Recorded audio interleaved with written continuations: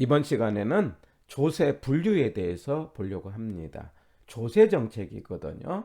조세 정책은 간접 개입이죠.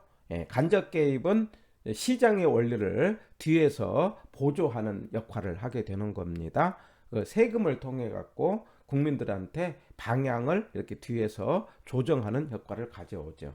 그러려고 한다면은 먼저 세금을 어떻게 정부가 거둘 것이냐, 두 가지 방법이 있어요. 비례세라는 말이 있고 누진세라는 게 있는데, 비례세라는 것은 똑같이 세금을 부과하는 겁니다. 일률적으로 세금을 부과한다. 동등세율로 부과한다. 누구나 똑같이 세금을 부과를 하기 때문에 공정할 것 같으면서도, 그러나 똑같이 세금을 부과하면은요, 역진세 효과가 있다, 이렇게 알아주세요. 여기서 역진세라는 것은 서민의 부담이 커진다, 이런 뜻이에요. 다시요. 역진세는 누구 부담이 커진다? 서민의 부담이 커진다. 자, 제가 교통 범칙금으로 예를 듭니다. 우리 신호 위반을 걸렸다고 하자고요. 그래서 8만 원의 딱지가 떼었다고 해요. 그런데 이 8만 원이 부자가 걸려도 8만 원, 서민이 걸려도 8만 원. 그러면 금액은 똑같이 8만 원이지만, 그러나 그 8만 원에 대해서 느끼는 것이 서민들한테 부담이 커진다. 이런 것을 무슨 효과라고 한다? 역진세다라고 하는 거죠. 그래서 비례세 내지는 일률적인 세부과는, 똑같은 세금 부과는 역진세 효과를 가져온다, 이렇게 문제를 풀고요. 그래서 이제 차등세율을 부과를 하는 겁니다. 서민들한테는 세금을 적게 부과하고, 그 다음에 부자한테는 세금을 많이 부과하는 것을 누진세라고 하죠. 예, 그래서 누진세를 하게 되면은요, 소득의 재분배 효과를 가져온다, 이렇게 문제를 풀어요. 여기서 소득의 재분배라는 것은 부자 것을 뺏어다가 서민을 준다, 이런 개념이에요. 그러니까 한쪽을 손해보게 하고 다른 쪽을 이득하게 하는데, 누진세는 부자한테 세금을 많이 매기니까, 많이 매긴다는 것은 세금을 손해보게 만든다. 그러면서 서민들에게 혜택을 주는 것이기 때문에 대표적인 소득의 재분배 효과는 누진세가 대표적이고요. 그 다음에 우리 지난번에 이야기했던 임대료 규제, 임대료 규제도 뭐냐면 주인을 손해보게 만들고 세입자를 이득하게 한다고 그랬죠. 그래서 임대료 규제도 소득의 재분배 효과를 가져옵니다. 그 다음에 또 하나가 있는데, 공공임대. 공공임대도 뭐냐면은 임대 아파트를 공급을 하면은 임대업자가 손해죠. 그리고 들어가 사는 사람이 이득이죠. 그래서 임대업자를 손해보게 만들고 세입자를 이득을 줬기 때문에 이것도 소득의 재분배. 그래서 소득의 재분배는 이 세 개, 누진세, 그 다음에 임대료 규제, 공공임대, 이런 것은 소득의 재분배 효과를 가져온다, 이렇게 기억을 하는 겁니다.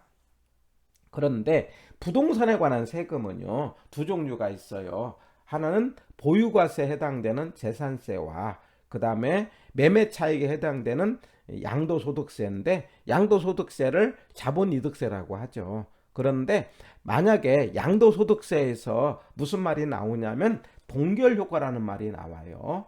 여기서 동결효과라는 말은 안 판다, 이런 뜻이에요. 안 판다. 안 판다는 것은 무슨 의미를 가졌냐면은 공급이 감소되는 거죠. 만약에 정부가 양도소득세를 높게 부과를 했다, 이거죠. 높게. 예, 높게 해서 불로소득을 차단을 해버렸다라고 하는 것. 그랬더니 사람들이 팔아봤자 양도세로 몽땅 매기게 되니까 물건을 안 내놓는다, 이거죠. 물건을 안 판다라고 하는 것을 무슨 효과라고 한다? 동결 효과. 그러면 가격이 올라갈 수 있다. 이런 단어 두 번 출제가 됩니다.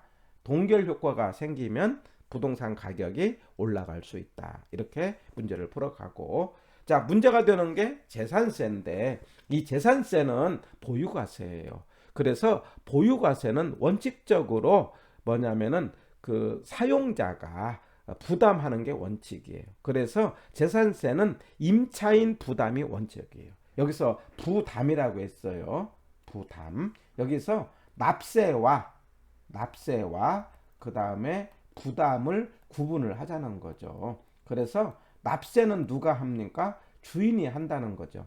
그리고 이 부담은 세입자가 부담하기 때문에 주인의 입장에서는 세금을 납세를 한 다음에 이걸 세입자한테 떠넘기는 효과를 가져옵니다. 이걸 전가라고 하죠.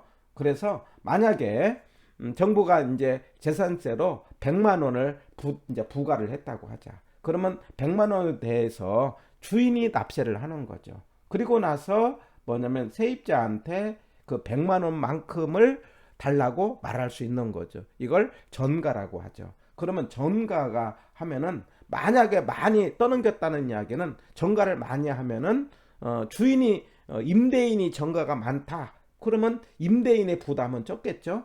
전가가 적으면은 임대인의 부담은 많겠죠. 전가와 부담은 반대로 떠넘기는 게 전가고 자기가 내는 게 부담이니까 반대 개념으로 기억을 하는데 여기서 자 이렇게 생각을 합니다. 아까 주인이 100만 원의 세금을 부담하고 세입자한테 달라고 했어요. 그랬더니 세입자는 여기서 두 가지의 반응을 보일 수가 있어요.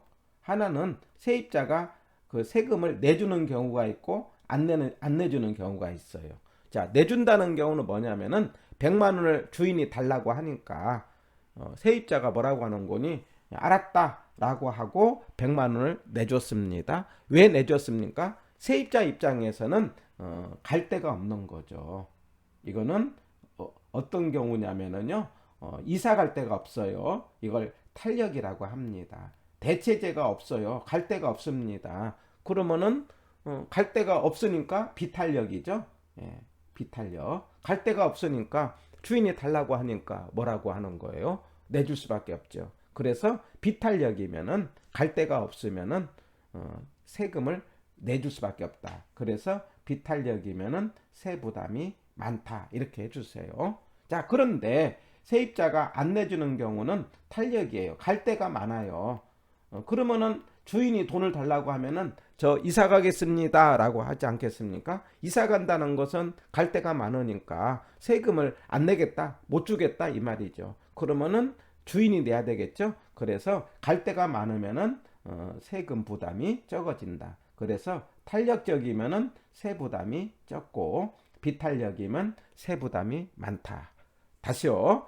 내가 갈 곳이 많으면 다른 걸로 바꿀 수가 있으면은 세금을 적게 내고 바꿀 수가 없으면 세 부담이 많아진다. 그래서 세금을 마지막에 부담하는 걸 귀착이라고 하고 최종 부담을 귀착이라고 하는데 시험 문제는 탄저비고로 풉니다.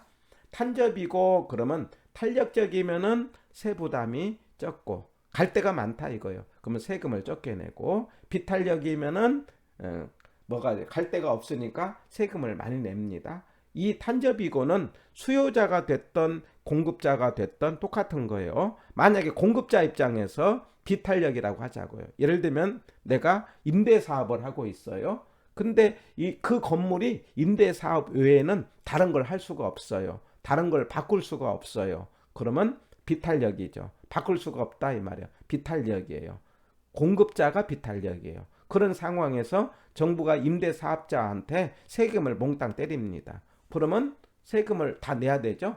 그래서 비탄력적일수록 세 부담이 많아지는 거죠. 만약에 완전 비탄력 그러면 전부 내게 되는 거예요.